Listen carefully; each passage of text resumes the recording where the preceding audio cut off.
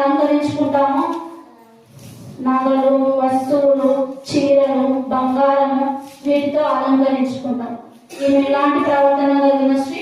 సత్ప్రవర్తన కలిగిన స్త్రీ. లూకా సువార్త 1వ అధ్యాయం 10.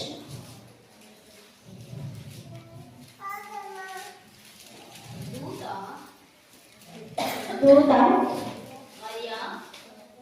మరియా భయపడకుము, దేవుని వలన నీవు కృప పొంది. మరియా ఎలాంటిదంటే దేవుని వలన కృప పొందిన స్త్రీ.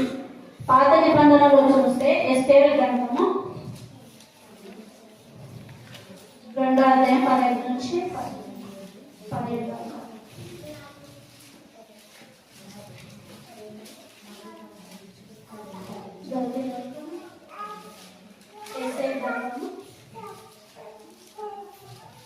రెండవ అధ్యాయము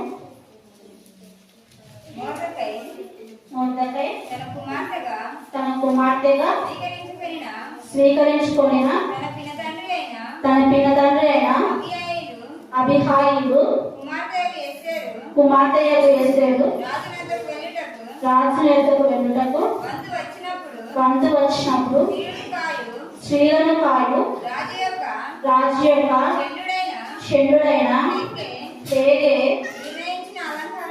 నిర్ణయించిన అలంకారం కాక ఆమె మరి ఏమీ కోరలేదు.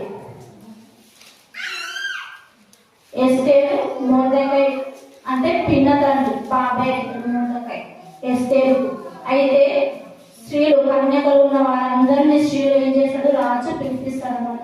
ఎవరెవరైతే కన్యకలు ఉన్నారో వారిని అందరినీ పిలిపిస్తే ఎస్తేరు అందరూ సెంటులతో, అలంకారంతో, జూట్లతో ఏవేవో అలంకరించుకొని రాజు దగ్గరికి వెళ్తారు. అయితే రాజు ఎవ్వరిని ఇష్టపడరు. ఎస్తేరు ఏమి వేసుకోకుండానే ఎస్తేరును ప్రేమించి కన్యకలు అందరికంటే ఆమె అతని వల్ల దయ పొందిన స్త్రీ, దేవుని యొక్క దయ పొందిన స్త్రీ కాబట్టి రాజు కూడా ఆమెను చూసి దయను చూపించాడంట. ఎఫెసీయుల గ్రంథము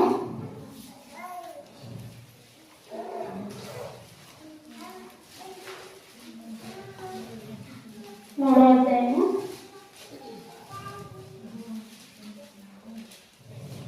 20వ వచనం. మనలో కార్యసాధకమైన తన శక్తి చొప్పున మనం అడుగు వాటినన్నిటి